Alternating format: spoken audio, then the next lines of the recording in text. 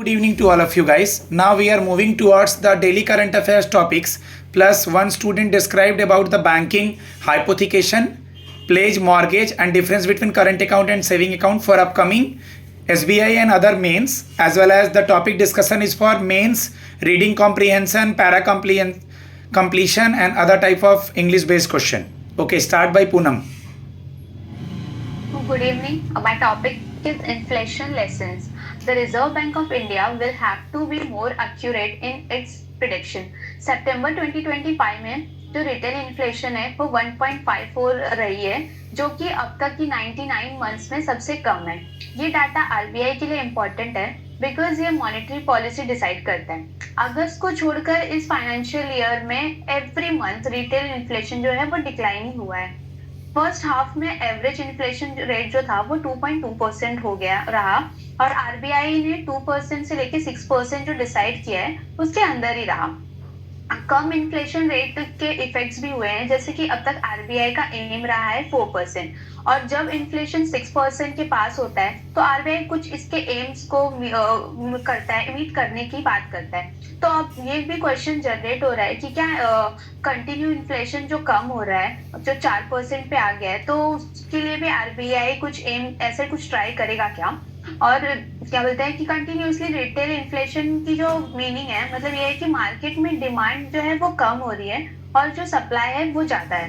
For example जैसा कि clothes और फुटवेयर का है, उसमें इन्फ्लेशन जो था रेट वो सितंबर 2025 में 2.3% था, पर अब लास्ट 2 ईयर से ये भी कम हो रहा है।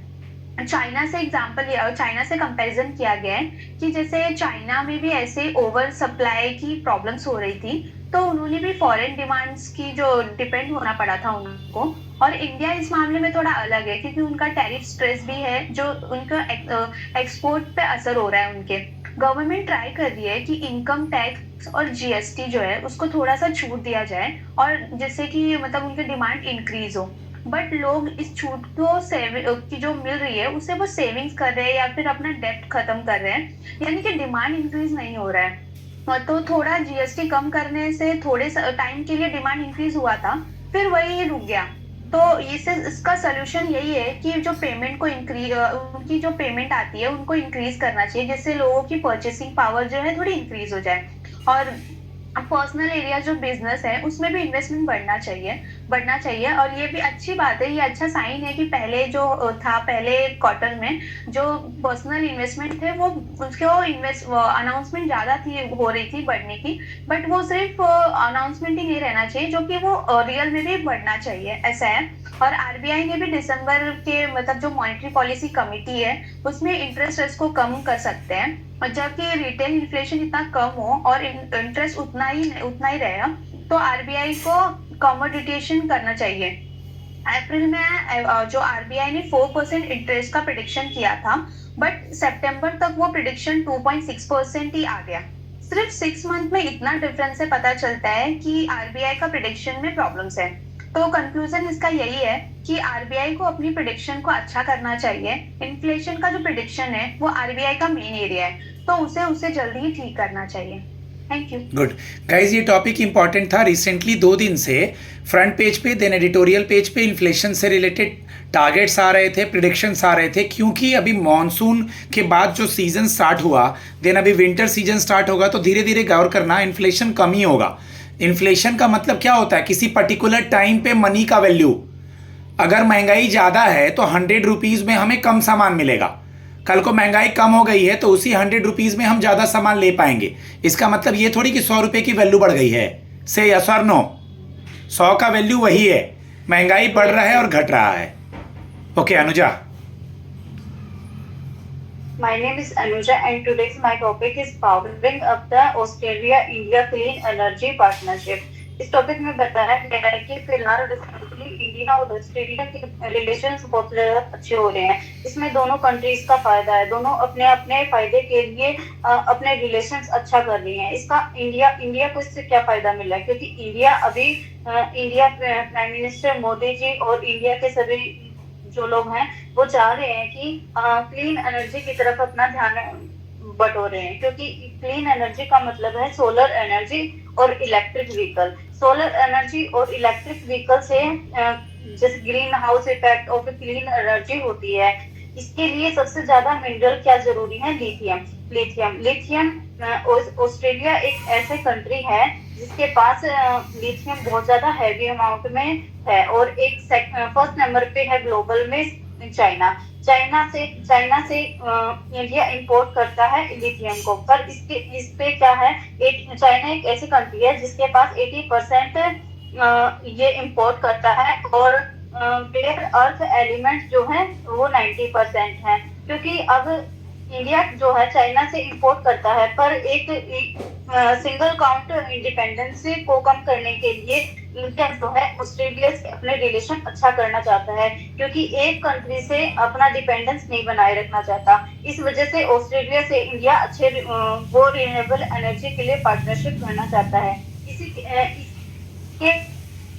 यही इंडिया के एक्सटर्नल मिनिस्टर, एनवायरमेंट मिनिस्टर और ऑस्ट्रेलिया के एनवायरमेंट मिनिस्टर बार बार मिल रहे हैं अपने अपने नीड को फुलफिल करने के लिए। अब चाइना जो है, इसमें इंडिया का तो ये फायदा हो रहा है कि क्लीन एनर्जी के लिए ये सब कर रहा है, पर इसमें ऑस्ट्रेलिया का भी फायदा है। ऑस्ट्रेलिया का फायदा ये है क्योंकि फिलहाल रिसेंटली ऑस्ट्रेलिया और चाइना के रिलेशन थोड़े अच्छे नहीं है, क्योंकि ऑस्ट्रेलिया जो है क्वाड में है और इनके बीच कुछ अच्छा रिलेशन नहीं है। इस वजह से जो ऑस्ट्रेलिया है वो इंडिया का सहारा लेके चाइना के अपोजिट में खड़ा होना चाहता है। अब एनर्जी का मतलब क्या है? एनर्जी कर पेट्रोल और डीजल को हटाकर एक जैसे ग्रीन हाउस एनर्जी का यूज करना चाहते हैं। जैसे कोयल से हम एनर्जी जनरेट करके उसको यूज करना चाहते हैं। मिनरल्स है, जो मिनरल्स के स्टेप वाइज जैसे कंट्रीज बताए गए हैं कि जितने भी मिनरल्स हैं जो कि क्लीन एनर्जी के लिए यूज हैं,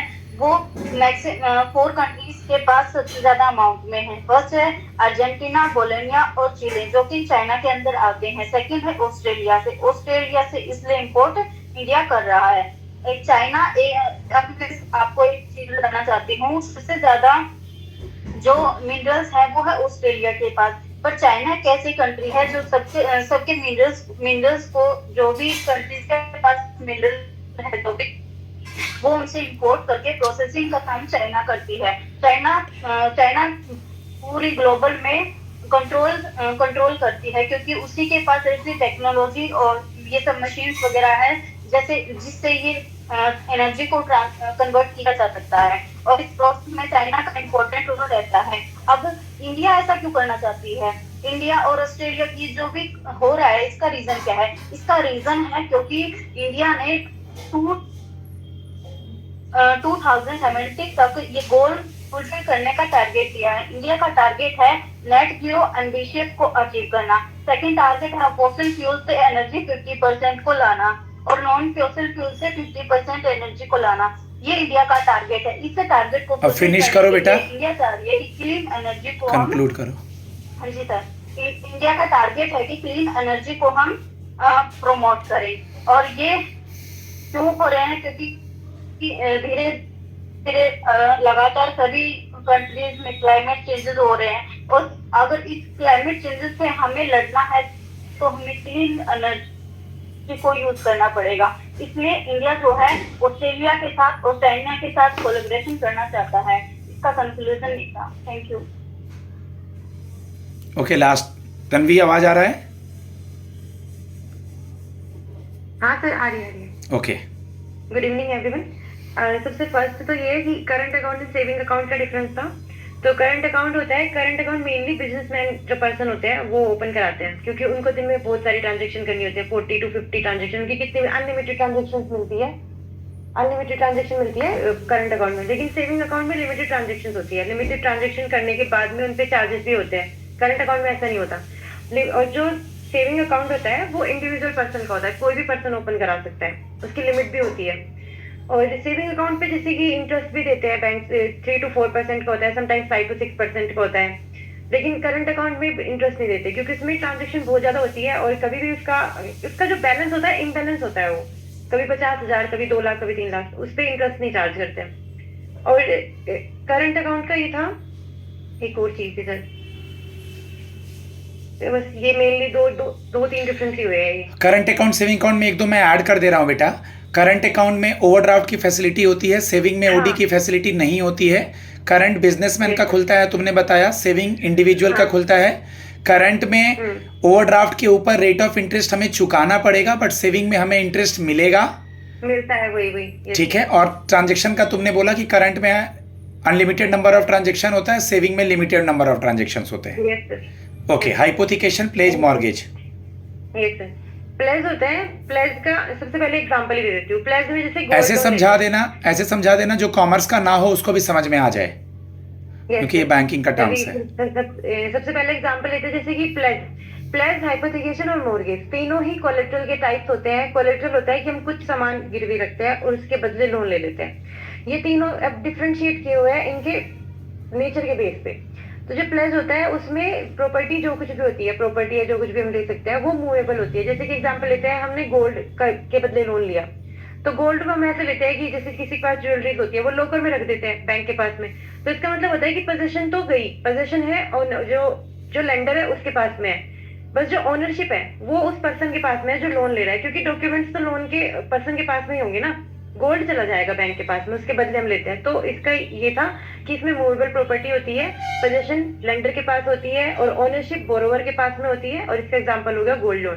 फिर सेकंड आता है हाइपोथिकेशन, इसमें भी मूवेबल होती है। इसमें हम ले सकते हैं जैसे कि कार, बाइसिकल या फिर साइकिल, इस टाइप की कोई चीजें है जो कि मूव करती है, वो वाली चीज दे सकते हैं। अब इसमें क्या है कि कार के बदले हम लोन तो लेंगे, लेकिन जो डॉक्यूमेंट्स होंगे बस वो डॉक्यूमेंट हम गिरवी रखेंगे, क्योंकि कार तो नहीं रख सकते। कार रख देंगे तो फिर कार का फायदा ही क्या हुआ। कार, बाइसिकल वगैरह वो तो जो पोजीशन होती है वो पर्सन के पास में होती है, बोरोवर के पास में। लेंडर के पास में सिर्फ उसके राइट्स होते हैं कि अगर वो पे नहीं कर पाया लोन तो वो उसको सीज कर लेंगे। कार पर्सन रन कर रहा है, कार के पेपर बैंक के पास है क्योंकि बैंक ने लोन दिया हुआ है। यस।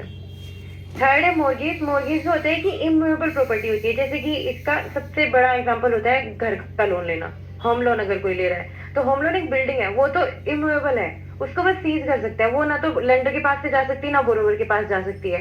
तो इसमें मेन जो मेन डिफरेंस है बाकी दोनों से वो है कि इसमें इमूवेबल प्रॉपर्टी होती है। फॉर एग्जाम्पल जैसे कि हाउस लोन हो गया, तो इसमें होती है पोजीशन होती है बोरोवर के पास में, बस जो उसकी ओनरशिप वगैरह होती है और जो वैसे ओनरशिप भी पास में होती है लेंडर की ही, बट उसको अगर वो पे नहीं कर पा रहा है टाइम पे तो बैंक्स को या फिर कोई भी फाइनेंशियल इंस्टीट्यूशन जो लोन दे रहा है उसको फुल राइट्स है कि वो उसको सीज कर सकते हैं और उसको सेल वगैरह करके अपनी रिकवरी कर सकते हैं। गुड। इमूवेबल का मतलब हो गया plant and machinery, land and building. Guys, banking के साथ साथ जो टॉपिक्स हैं वो इंग्लिश के लिए, जीए के लिए हेल्प करेंगे। My number is 7503235358 for mains, prelims and interview. Topic सुने, इससे बेनिफिट उठाएं। थैंक्स।